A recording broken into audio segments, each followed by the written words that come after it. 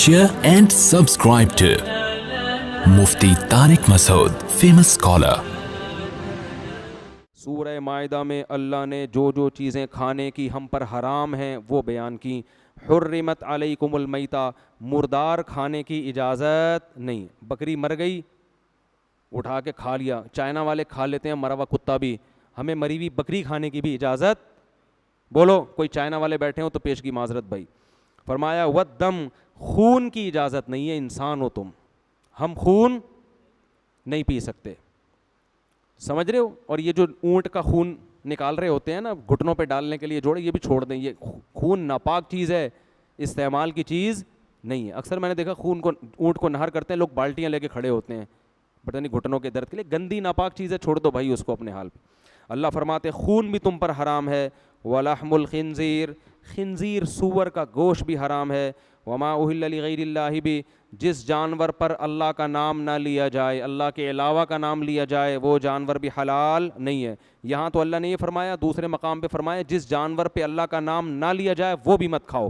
اس سے پتہ چلتا ہے کہ جو یورپ میں مشینی ذبیحہ ہے یہ بھی حرام ہے.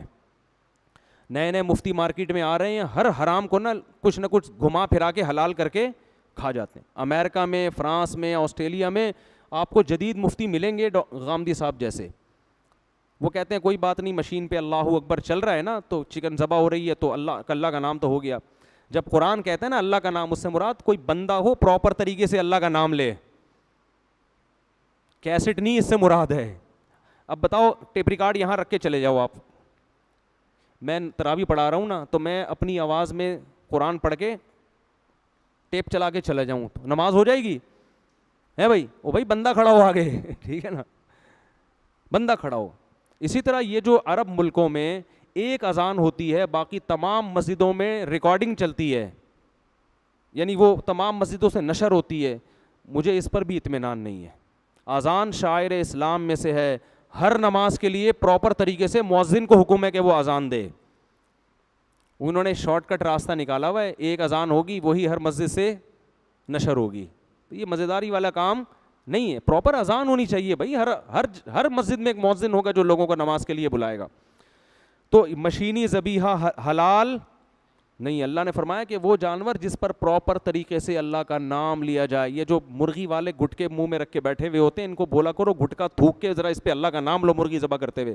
اکثر بہت دفعہ میں نے دیکھا ہے اللہ کا نام نہیں لیتے, وہ بس مرغیاں ذبح کر رہے ہیں, منہ سے ان کو گٹکے کے پیسے خرچ ہوئے ہیں نا تو وہ منہ سے نکالیں گے نہیں وہ. تو ان کو ٹریس کیا کریں, کیونکہ اگر جانور پر جان کر اللہ کا نام چھوڑ دیا وہ جانور کیا ہے؟ مردار ہے. تو یورپ میں, امریکہ میں, ان ملکوں میں جب رہیں تو مشینی ذبیحہ مت کھایا کریں. لوگ مجھ سے یہ کہتے ہیں کہ بھائی ضرورت ہے, مجبوری ہے, کیا کریں؟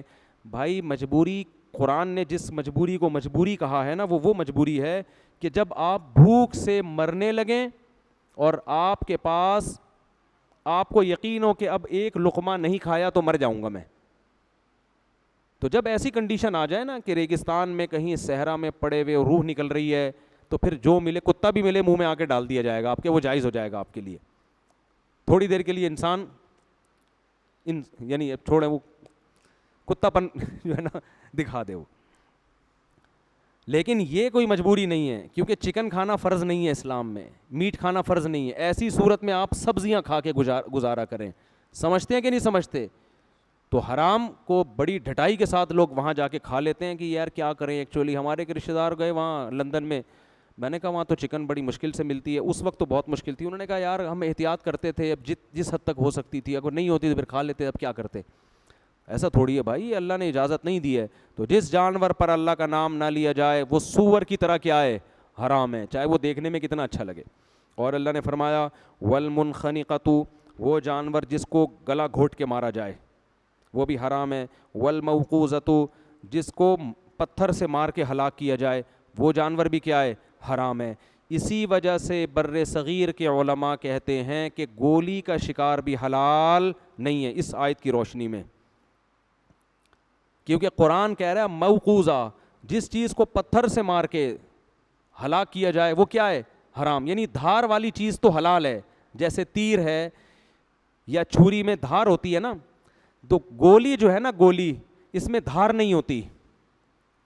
یہ جو آر پار ہوتی ہے یہ دھار کی طاقت سے نہیں ہوتی بلکہ پھینک کی طاقت سے ہوتی ہے.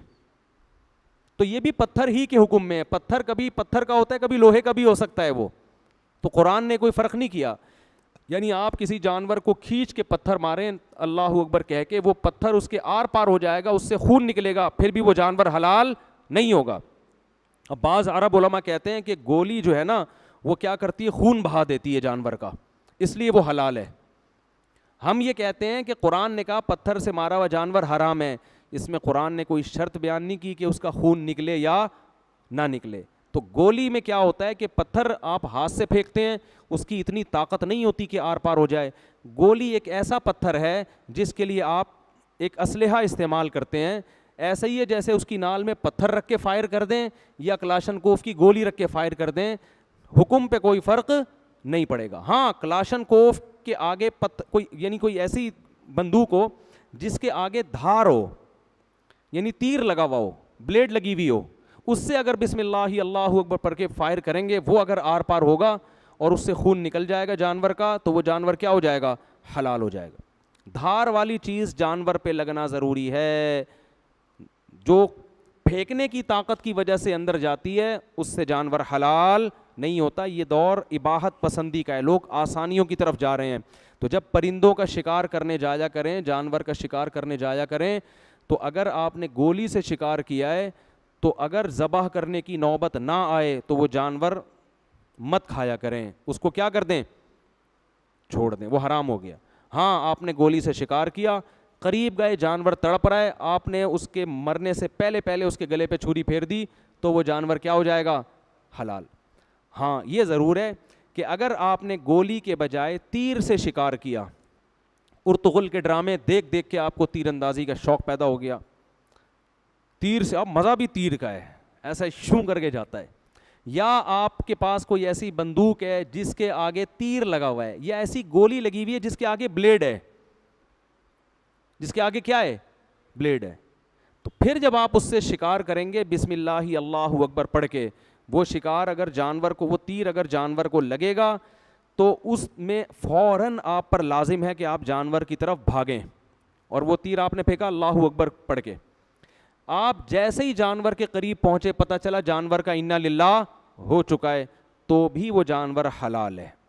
سمجھتے ہو کہ نہیں سمجھتے ہو, تو بھی وہ جانور کیا ہے آپ کے لیے, حلال. لیکن آپ قریب گئے, دیکھا کہ ابھی تڑپ رہا ہے اور آپ نے اسے ذبح نہیں کیا, تو پھر وہ جانور آپ کے لیے حلال نہیں ہے. تو یہ احکام سمجھ لیں. والمتردیۃ, وہ جانور جو پہاڑی سے گر کے ہلاک ہو, وہ بھی. والنطیحۃ, ایک جانور نے دوسرے جانور کو مار کے ہلاک کر دیا, وہ بھی حرام ہے. میں جب ساؤتھ ادھر تنزانیہ میں تھا تو وہاں پتہ ہے کیا ہوتا ہے, شیر آتا ہے نا, کسی زیبرے کا شکار کیا اس نے, اسے گرا دیا, تو وہاں مسائی قوم کے لوگ کیا کرتے ہیں, ڈنڈے لے کے آتے ہیں, شیر کو مار کے بھگاتے ہیں, اور وہ اس کا زیبرا یا جو بھی ہرن ورن گرایا وہ کھینچ کے وہ لے جاتے ہیں. اس وقت مجھے اندازہ ہوا کہ اسلام نے کیسے پیارے احکام دیے ہیں یار. اسلام کہہ رہا ہے جانور کا شکار تم بولو نہیں کھا سکتے. اب بظاہر اس حکم کی حکمت سمجھ میں نہیں آتی, بھائی شیر نے تو دانتوں سے پکڑ کے خون بھی بہا دیا نا, گویا ذبح ہی کر دیا. اللہ کہہ رہے نہیں, یہ انسانیت کے لیے گری ہوئی حرکت ہے. یہ بہت, وہاں دیکھ کے لگ رہا تھا یار تم انسان ہو یا کتے ہو, کیا کر رہے ہو. یہ شیر نے اپنے لیے شکار کیا ہے, وہ جانور مرا ہوا ہے اور آپ اسے گھسیٹ کے ہے بھائی لا کے کھا رہے ہو. بہت گھٹیا حرکت لگ رہی تھی. اس وقت میں کہہ رہا تھا الحمدللہ الذی علی نعمت الاسلام, تمام تعریفیں اس اللہ کے لیے جس نے ہمیں کیا بنایا, مسلمان. یہ بہت اخلاق سے گری ہوئی حرکت لگتی ہے. تو یہ بھی نہ کیا کریں کہ جانور نے کاٹا ہوا ہے ٹھیک ہے, اور آپ اٹھا کے لے. بلی نے کبوتر پکڑ کے دبوچا مارا, آپ نے گواڑے بلی کو بھگا کے کبوتر کھانا شروع کر دیا آپ نے, سبحان اللہ. تو فرمایا وما ذبح علی النصب, جو مزاروں پہ بکرے ذبح ہوتے ہیں اللہ فرماتے ہیں وہ بھی مت کھایا کرو. لنگر کے نام پہ وہ بزرگوں کی تقرب کے لیے جانور ذبح ہو رہے ہوتے ہیں, اس کو بھی ہمیں کھانے کی اجازت نہیں ہے. یہ جو مزاروں پہ جا کے کھا رہے ہیں نا لوگ, وہاں بکرے کٹ رہے ہوتے ہیں, یہ شرک, یہ بھی شرک ہے نا, اس بزرگ کے لیے کٹ رہے ہوتے ہیں, یہ بھی کھانے کی اجازت نہیں ہے. اور اللہ نے فرمایا کہ ہاں تم جو کتوں کے ذریعے شکار کرتے ہو وہ شکار اللہ نے تمہارے لیے حلال کر دیا ہے. बशर्ते कि कुत्ता सुधाया हुआ हो।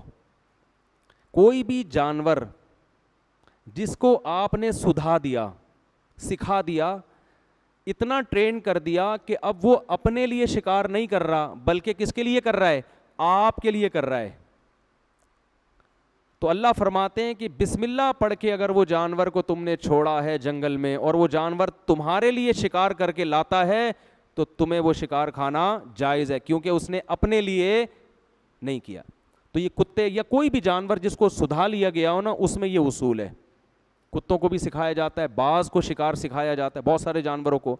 तो कुत्ते का हुक्म ये है कि अगर आपने उसको शिकार सिखा दिया, आपने जानवर पर बिस्मिल्लाह अल्लाहु अकबर पढ़ के कुत्ता छोड़ा, कुत्ता स्पीड में तगड़ तगड़ तगड़ तगड़ जा रहा है भाई, और उसने जाके हिरन को अड़ंगी दे के गिराया, तो आप पर लाजिम है कि आप भी अपनी स्पीड कुत्ते के करीब करीब बोलो कर लें। अब जब आप वहां गए, कुत्ते ने गिरा दिया, अगर कुत्ते ने उसमें से एक निवाला भी खा लिया तो अब वो आपके लिए जानवर हलाल बोलो नहीं है, क्योंकि ये इसका मतलब ये कुत्ते ने कुत्तापन किया है इस दफा, ये इसने आपके लिए नहीं बल्कि बोलो भाई ये अभी सही तरह सीखा ही नहीं है। खुद अगर एक निवाला भी खा लिया ना तो ये कुत्ते ने क्या किया इस दफा, कुत्तापन दिखाया पूरा, ठीक है, अभी ये सीखा नहीं है। तो अगर उसने नहीं खाया, आपके लिए पकड़ा हुआ है, तो अगर वो मर भी गया ना इस दौरान शिकार, तो वो भी आपके लिए क्या है, हलाल है। इसलिए कि कुत्ते के जो नोकीले दांत हैं वो तीर ही समझे जाएंगे। गोया कुत्ता आपने फेंका है तो तीर फेंकने का एक ये भी तरीका है, ठीक है ना, ये भी जानवर आपका एक आले के तौर पे काम कर रहा है। तो कुत्ते ने जो दांतों से उसको पकड़ लिया तो ये जानवर किसके आए। लेकिन ये ज़रूरी है कि आपके पहुंचने से पहले पहले जानवर मर चुका हो। अगर आप करीब गए और जानवर जिंदा था तो फिर आप पर फौरन उसको ज़बह करना लाजिम है। ज़बह नहीं किया तो फिर ये हलाल नहीं होगा। समझते हो कि नहीं समझते? बाज़ का भी यही, बाज़ के बारे में उलमा कहते हैं कि अगर बाज़ ने थोड़ा सा उसमें से खुद भी खा लिया तो भी वो हलाल है, क्योंकि बाज़ को इतना ट्रेन करना मुमकिन ही नहीं है कि वो एक निवाला भी ना खाए, क्योंकि कुत्ते को तो चित्रौल लगते हैं तो समझ जाता है, बाज़ को 2-3 चित्रौल लग गए तो मर जाएगा बेचारा ठीक है ना। तो वहाँ ज़रूरत की वजह से इतनी गुंजाइश है इसकी। ये कुछ अहकाम थे।